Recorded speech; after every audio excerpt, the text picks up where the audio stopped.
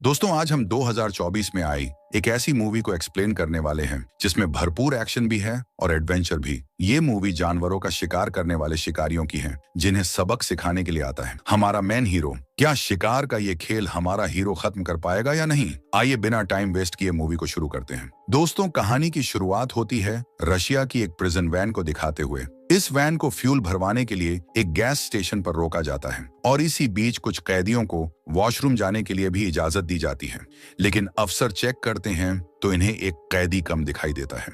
जल्दी ही तलाश करने पर वॉशरूम के बैक साइड पर इन्हें वो कैदी मिल जाता है और यही होता है हमारा मेन कैरेक्टर जिसका नाम था क्रेवन। इसके बाद सभी कैदियों को जेल में ले जाकर उनके सेल्स में भेज दिया जाता है। अगले दिन क्रेवन जब एक्सरसाइज कर रहा होता है तो कैदी उसे परेशान करने लगते हैं और क्रेवन भी अपना दमदार रूप दिखाकर इन्हें अच्छे से सबक सिखाता है। मारपीट की वजह से क्रेवन को यहाँ के टेरिटरी मैनेजर के सामने पेश किया जाता है जिसका नाम था साइमन। साइमन क्रेवन से कहता है कि ये जेल तुझे जरूर सुधार देगी, लेकिन तभी क्रेवन को जमीन पर शेर का कटा सर दिखाई देता है जिसे मारकर इसकी स्किन से कालीन बना दिया गया था। ये देख क्रेवन गुस्से में साइमन से कहता है, इस तरह बेजुबान जानवरों का शिकार करना तुझे शोभा नहीं देता, कहीं कोई शिकारी तुझ पर हमला ना कर दे। ये सुन साइमन भी गुस्से से भर जाता है। इससे पहले कि साइमन कुछ कर पाता, क्रेवन शेर के दांत से ही इस पर हमला कर इसे मार डालता है और फिर बड्डी ही फुर्ती से ऑफिसर्स से बचते बचाते छत पर पहुंच जाता है। न तो क्रेवन को कोई गोली घायल करती है और न ही जवान इसे रोक पाता है। बहुत ही स्पीड से क्रेवन जेल की दीवार को पार कर यहाँ से भाग निकलता है और इसका एक दोस्त इसकी हेल्प के लिए यहाँ हवाई जहाज ले आता है और क्रेवन पुलिस की कैद से आजाद हो जाता है। यहाँ एक बड़ा खुलासा होता है कि क्रेवन जेल में एक कैदी का रूप लेकर पहुंचा था और साइमन को मारने के बाद इसका मकसद पूरा हो गया। इसके बाद कहानी पास्ट में दिखाई जाती है। 12 साल पहले हम क्रेवन और उसके छोटे भाई डिमिट्री को देखते हैं। इनके फादर निकोलाई इन्हें स्कूल से लेने के लिए आते हैं और लंदन से इन्हें सीधा न्यूयॉर्क ले जाने लगते हैं। रास्ते में निकोलाई अपने बच्चों को बताता है कि उनकी मदर अब इस दुनिया में नहीं रही हैं। दरअसल काफी समय से क्रेवन की मेंटल हेल्थ अनस्टेबल हो गई थी और फिर इनकी डेथ हो गई। इस पर क्रेवन कहता है कि अगर आप अपने बिजनेस से ज्यादा फैमिली पर ध्यान देते तो ये सब नहीं होता। ये सुन निकोलाई कहता है कि मौत को कोई नहीं रोक सकता। यहाँ हमें पता चलता है कि निकोलाई एक बहुत कामयाब शिकारी हैं और आज ये अपने बच्चों को भी शिकार पर ले जा रहा है। इसके बाद कहानी शिफ्ट होती है कलिप्सो नाम की लड़की पर, जिसकी नानी एक टैरो कार्ड रीडर थी और कलिप्सो भी इन्हीं की तरह बनना चाहती थी। यहाँ कलिप्सो की नानी कलिप्सो को एक पुराना नुस्खा देती है जो पीढ़ी दर पीढ़ी आगे दिया जा रहा था। इससे कितना भी गहरा जख्म भरा जा सकता था और इस नुस्खे में इंसान की जान बचाने तक की पावर थी। इधर हम निकोलाई को देखते हैं जो एक जार शेर का शिकार करने के लिए अपने बच्चों को लाया था, लेकिन शेर न दिखने की वजह से ये एक हिरण को मार देता है। रात को ये लोग यहीं टेंट लगाते हैं और डिमिट्री क्रेवन को मिमिक्री करके दिखाता है। डिमिट्री के पास ये पावर थी कि वो किसी की भी आवाज निकाल सकता था। अगले दिन निकोलाई के पास अलेक्सी नाम का एक शिकारी आता है और कहता है कि मैं आपको काफी समय से जानता हूं और आपके साथ पार्टनरशिप करना चाहता हूं, लेकिन निकोलाई इसकी काफी इंसल्ट करता है और पार्टनरशिप करने से इनकार कर देता है। ये सब सुन एलेक्सी भी गुस्से में यहाँ से चला जाता है। इधर क्रेवन और ड्रिमिटी शिकार की खोज में काफी दूर आ जाते हैं और कुछ ही देर में इनके सामने एक ताकतवर खतरनाक जार शेर आकर खड़ा हो जाता है। क्रेवन डिमिट्री की जान बचाने के लिए खुद आगे आकर इसको शूट करने ही वाला होता है कि तभी ये शेर क्रेवन पर अटैक कर देता है और इसका कंधा बहुत ज्यादा जख्मी कर देता है। क्रेवन और डिमिट्री की आवाज सुनकर निकोलाई भी अपने साथियों के साथ यहाँ आ जाता है और क्रेवन को बचाने के लिए शेर पर 2-3 शूट करता है, लेकिन इस पर कोई असर नहीं होता और फिर ये शेर क्रेवन की बॉडी को घसीटता हुआ यहाँ से दूर ले जाता है। यहीं पर कलिप्सो भी अपने पेरेंट्स के साथ जानवरों को देखने उनका शिकार करने आई हुई थी। जब ये क्रेवन को जख्मी हालत में देखती है तो तुरंत उसके पास पहुंच जाती है और इसको ठीक करने के लिए वो खास नुस्खा जो इसकी नानी ने दिया था वो इसे पिला देती है। यहाँ खुलासा होता है कि जाते वक्त शेर के खून की एक बूंद क्रेवन के शरीर में पहुंच चुकी है और इधर ये नुस्खा भी अपना काम करता है और इन दोनों से क्रेवन को शेर जैसी ताकत और फुर्ती मिल जाती है। इसके बाद क्रेवन को हॉस्पिटल में ले जाया जाता है जहां इसकी कंडीशन देख डॉक्टर को लगने लगता है कि ये अब नहीं बचेगा, लेकिन कुछ ही देर में क्रेवन को होश आ जाता है और ये बहुत ही जल्द रिकवर होने लगता है। निकोलाई क्रेवन को लेकर अपने घर आ जाता है और यहाँ हमें दीवार पर उसी शेर का सर लगा दिखाते हैं जिसने क्रेवन को नुकसान पहुंचाया था। निकोलाई कहता है कि तुम्हें पढ़ाई छोड़ डाकर मेरे शिकार को हैंडल करना चाहिए क्योंकि तुम्हें ही इसे संभालना है। लेकिन क्रेवन को जानवरों को मारना पसंद नहीं था, इसलिए ये घर छोड़ डरने का फैसला करता है। क्रेवन जब रात के सन्नाटे में अपना सामान लेकर घर से जा रहा होता है तो दिमित्री इसके सामने आ खड़ा होता है और कहता है कि अगर तुम भी मुझे छोड़कर चले गए तो मैं पूरी तरह से अकेला रह जाऊंगा। मॉम भी हमसे दूर हो गई है, फादर मुझे ना प्यार करते हैं और ना ही मेरी इज्जत करते हैं, तुम ही मेरे सबसे करीब हो। ये सब सुनने के बाद भी क्रेवन अपना फैसला नहीं बदलता और डिमिट्री को समझाते हुए कहता है कि अगर मैं यहाँ से नहीं गया तो फादर मुझे शिकारी बना देंगे। ये कहकर क्रेवन यहाँ से चला जाता है और पानी के जहाज पर सवार होकर रूस की तरफ निकल जाता है। बीच रास्ते में क्रेवन के सामने कई सारे बाइसन बैल आ जाते हैं जो तेजी से इसकी तरफ भाग रहे थे, लेकिन एक बैल क्रेवन को प्रोटेक्ट करने के लिए इसके सामने दीवार बनकर खड़ा हो जाता है। क्योंकि इस बाइसन को क्रेवन की आंखों में एक राजा दिख रहा था, इसलिए ये क्रेवन की मदद करता है और क्रेवन यहाँ से सही सलामत बचकर अपने उसी घर में आता है जहाँ इसकी मॉम अपने दोनों बच्चों के साथ एंजॉय करने के लिए आती थी। क्रेवन ने अपनी मॉम और डिमिट्री के साथ यहाँ काफी अच्छा वक्त गुजारा था, इसलिए अब ये यहीं रहने का फैसला करता है। रात को जब क्रेवन को भूख लगती है तो ये शिकार करने निकल पड़ता है और यहाँ हमें क्रेवन की असल ताकत दिखाई जाती है। क्रेवन बिल्कुल शेर की तरह ही बिहेव कर रहा था, भागना, दौड़ना, फुर्ती, हर चीज किसी शेर जैसी थी और ये सब शेर के खून और उस नुस्खे की वजह से हुआ था। इसी बीच क्रेवन को गोली चलने की आवाज सुनाई देती है। क्रेवन जल्दी से पेट डांच पर चढ़कर देखता है कि कुछ शिकारी बाइसन्स को बेरहमी से शूट कर रहे हैं। ये देख क्रेवन जल्दी से बाइसन्स को बचाने के लिए वहां पहुंचता है, लेकिन तब तक उन शिकारियों ने काफी सारे बाइसन्स को मार दिया था और इनके सींग भी काट दिए गए थे। क्रेवन इन दो शिकारियों को यहाँ से जाने के लिए कहता है, जिस पर ये जाने की बजाय हंसने लगते हैं और फिर क्रेवन इन दोनों को मार देता है और फिर कहानी शिफ्ट होती है प्रेजेंट में, जहां क्रेवन फिर से इसी जंगल वाले घर में वापस आ गया है। यहाँ रहते हुए क्रेवन को करीब 12 साल गुजर गए थे। जंगल और जंगली जानवर ही अब इसका परिवार बन चुके थे, लेकिन तभी इसे किसी शिकारी की आवाज सुनाई देती है और फिर से निकल पड़ता है जानवरों को प्रोटेक्ट करने के लिए। क्रेवन देखता है कि कुछ शिकारी बाइसन्स के सींगों को काट कर ले जा रहे थे। क्रेवन इन्हें रोकने की कोशिश करता है, लेकिन ये लोग गाड़ी को स्टार्ट कर आगे ले जाते हैं।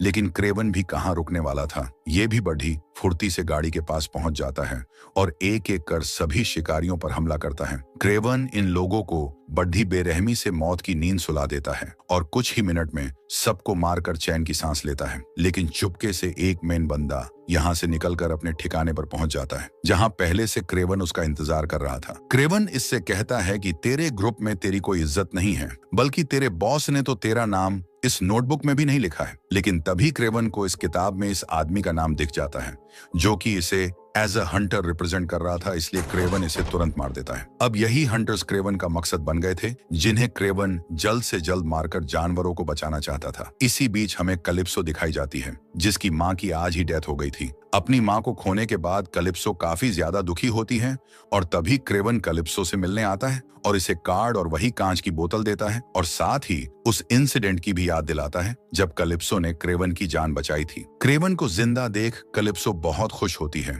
और यहीं कलिप्सो को यह भी पता चल जाता है कि क्रेवन के पास जंगली शिकारियों की एक पूरी लिस्ट बनकर तैयार है।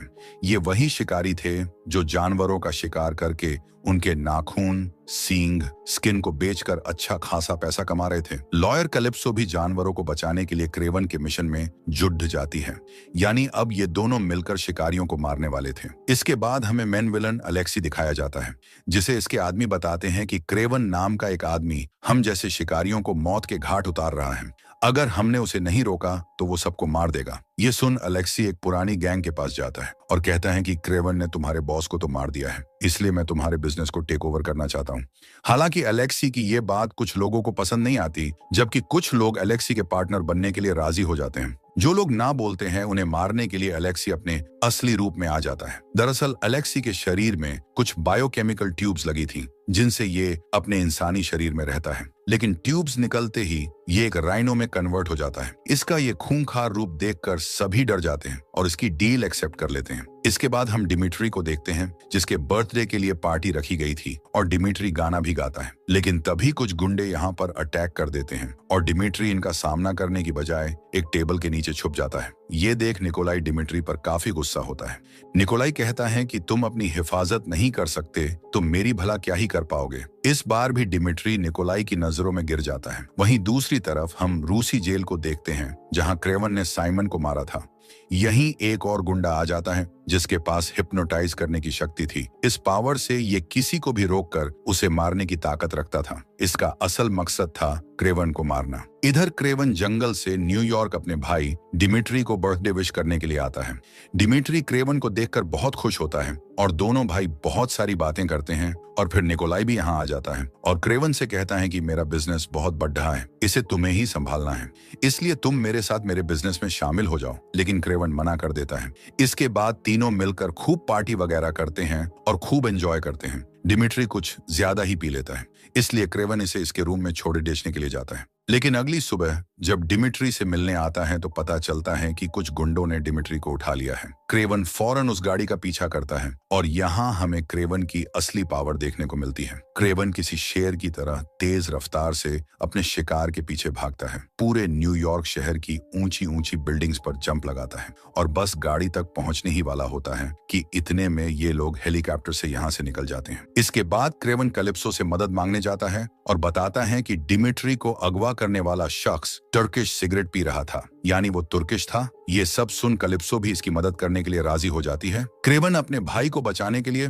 अपने डैड निकोलाई के पास जाता है और बताता है कि डिमिट्री को छोड़ने की कीमत 20 मिलियन बताई गई है, इसलिए आप मुझे इतने पैसे दे दीजिए। लेकिन निकोलाई पैसे देने से मना करता है क्योंकि निकोलाई का मानना था कि अगर उसने पैसे दे दिए तो वो दुश्मन की नजर में कमजोर बन जाएगा, जो वो नहीं चाहता था। हालांकि किडनैपर्स ने निकोलाई को डराने के लिए डिमिट्री की उंगली काटकर भी भेजी थी, लेकिन फिर भी ये पैसे नहीं देता। क्रेवन गुस्से में यहाँ से चला जाता है और कैलिप्सो के साथ मिलकर एक ऐसे शख्स के पास जाता है जो उस टर्किश आदमी की लोकेशन जानता था। बिना देर किए क्रेवन वहां पहुंच जाता है और एक एक कर कई आदमियों को मार देता है और खूब लड़ाई करने के बाद आखिर में इसके हाथ वो टर्किश बंदा लग ही जाता है, जिससे क्रेवन पूछता है कि मेरा भाई कहाँ है।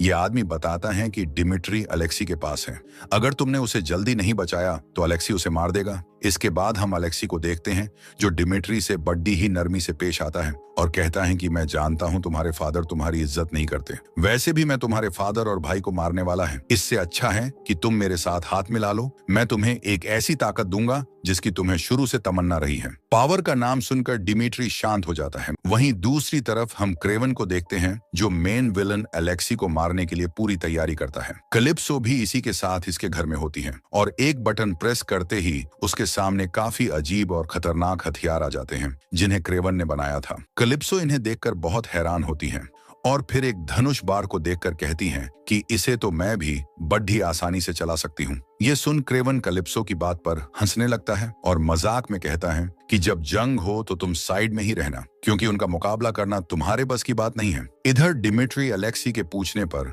क्रेवन की सीक्रेट लोकेशन को बता देता है, जिसके बाद अलेक्सी अपने आदमियों के साथ क्रेवन को मारने के लिए निकल पड़ता है और कुछ ही देर बाद ये लोग क्रेवन पर हमला कर देते हैं। इनकी तादाद ज्यादा थी जबकि क्रेवन अकेला था, लेकिन फिर भी ये इनका डटकर सामना करता है।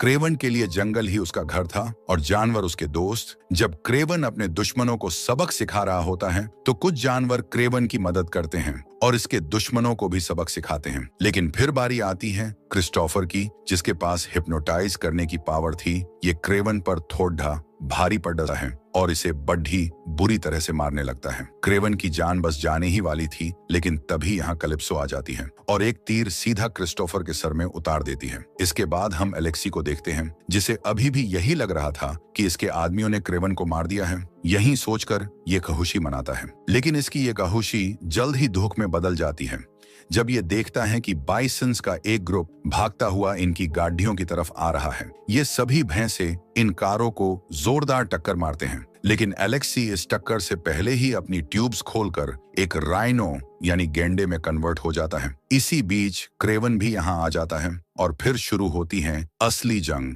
जहाँ क्रेवन अलेक्सी को मारने के लिए अपने कई हथियार और पावर इस्तेमाल करता है, लेकिन कोई फायदा नहीं होता क्योंकि अलेक्सी की मोटी छमद्दी और गेंडे जैसी ताकत के सामने इसके हथियार बेजान नजर आ रहे थे। लेकिन फिर भी क्रेवन हार नहीं मानता और किसी भी तरह अलेक्सी को मारने की कोशिश करता है, लेकिन अलेक्सी हार मानने को राजी नहीं था और हम देखते हैं क्रेवन भी अब अलेक्सी की ताकत के सामने कमजोर पड़ रहा है। इसी का फायदा उठाकर अलेक्सी पूरी बस उठाकर क्रेवन के ऊपर फेंक देता है, लेकिन शेर की फुर्ती रखने वाला क्रेवन नीचे से निकलकर अलेक्सी के पेट में एक रोड डाल देता है।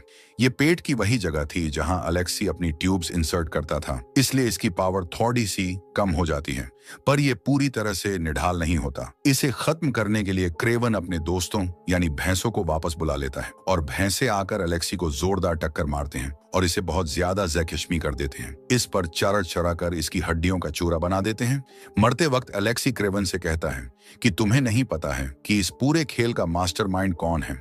और फिर हम यहाँ डिमिट्री को देखते हैं जो हाथ में गन पकड़े हुए था। डिमिट्री अलेक्सी को शूट करने का फैसला करता है, लेकिन क्रेवन इसे रोक देता है क्योंकि क्रेवन को लग रहा था कि अलेक्सी कुछ देर में अपनी सांसें खो देगा। उसकी हालत बहुत नाजुक थी। इसके बाद क्रेवन अपने आखिरी शिकारी के पास पहुंचता है, जो कि कोई और नहीं बल्कि इसके फादर निकोलाई ही थे। क्रेवन निकोलाई से कहता है कि मैंने सभी बड़े शिकारियों को उनकी सजा दे दी, बस अब आप ही बचे हैं। मैं चाहता तो कब का आपको मार देता, लेकिन फादर होने के नाते मैंने आपको नहीं मारा। निकोलाई कहता है कि मैं मरते दम तक शिकार नहीं छोड़ूंगा, तुम मुझे मार सकते हो। क्रेवन अपने फादर को अपने हाथों नहीं मारना चाहता था, इसलिए ये एक भालू को छोड़ देता है जो निकोलाई को बद्धी बेरहमी से मार देता है। इसके बाद कहानी 1 साल आगे की दिखाई जाती है, जहां अब सब कुछ ठीक हो गया था। शिकारियों का खेल खत्म हो गया था, जंगल के सभी जानवर सेफ थे और फिर हम डिमिट्री की बर्थडे पार्टी देखते हैं जहां क्रेवन भी इससे मिलने आया है। और बातों के दौरान डिमिट्री कहता है कि हमारे फादर ने जो काम शुरू किया था अब मैं उसे आगे लेकर जाऊंगा। ये सुन क्रेवन काफी शॉक्ड होता है